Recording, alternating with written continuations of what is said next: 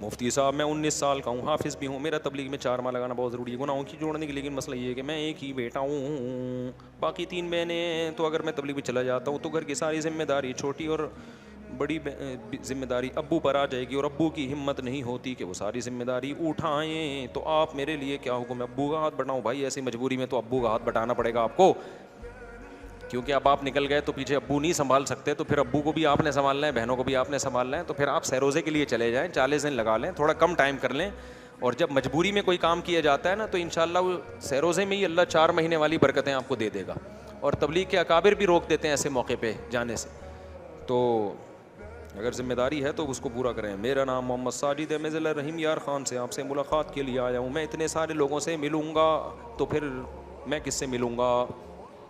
جب میں ڈپریشن میں جاؤں گا تو مجھے بھی تو کوئی ڈاکٹر بتاؤ نا جس سے میں جا کے ملوں، تو میرے بھائی ابھی نہیں، وہ نمبر وہاں دیا ہوا ہے مسجد کے باہر، وہاں رابطہ کر لیں، وہ پھر جو سلاٹ میرا خالی ہوگا ملاقات کا اس میں آپ کو ڈال دیں گے، پھر اس میں ہم تمیز سے ملیں گے انشاءاللہ۔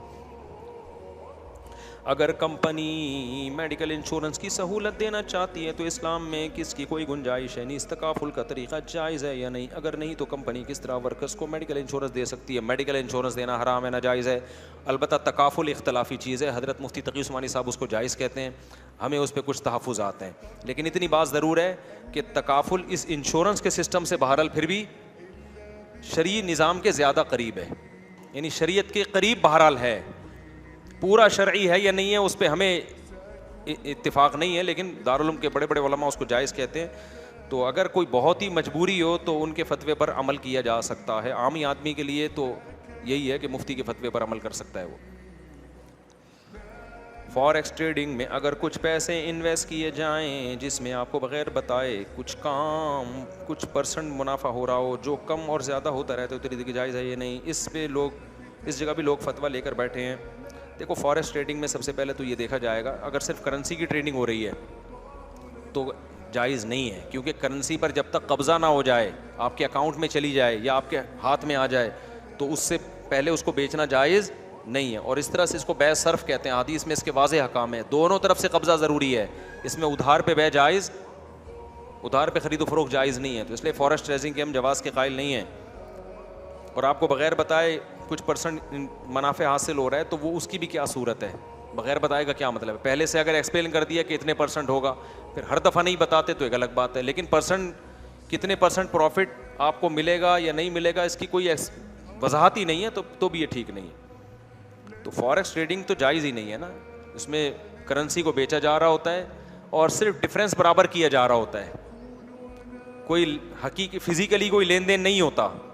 مثال کے طور پر میں نے ڈالر خرید لی، اب ڈالر مجھے نہیں ملیں گے، نہ میرے اکاؤنٹ میں آئیں گے، اگلے دن وہ ڈالر اوپر چڑھا گیا تو پاکستانی پیسے مل جائیں گے، ڈالر نیچے چلا گیا تو مجھے پیسے دینے پڑیں گے، تو یہ ٹھیک نہیں ہے، ڈالر آنے چاہیے آپ کے ہاتھ میں یا آپ کے اکاؤنٹ میں، اس کے بعد پھر آپ اس کو بیچیں، پروفٹ پہ بیچیں یا سستا کر کے بیچیں، وہ پھر ایک الگ بات ہے۔ مفتی صاحب مشترکہ رشتہ دار بھائی والے 100% یقین ہو کہ مشرک رشتہ دار 100% یقین ہو کہ کافر ہیں تو نماز جنازہ میں دعائے مغفرت کا کیا حکم ہے؟ 100% یقین ہے کہ کافر ہیں تو پھر نہ دعائے مغفرت ہو سکتی ہے نہ نماز جنازہ پڑھی جا سکتی ہے، اگر 100% یقین ہے۔ کیا بروز قیامت میزان میں جو چیز بھاری ہوگی کیا وہ سب اچھے اخلاق ہوں گے؟ جی ہاں بالکل، حدیث میں آتا ہے اللہ تعالیٰ کے دربار میں جو وزنی چیز ہوگی نا، اعمال میں سب سے وزنی چیز وہ اچھے اخلاق ہوں گے، جو مارکیٹ میں کیا ہیں؟ شارٹ۔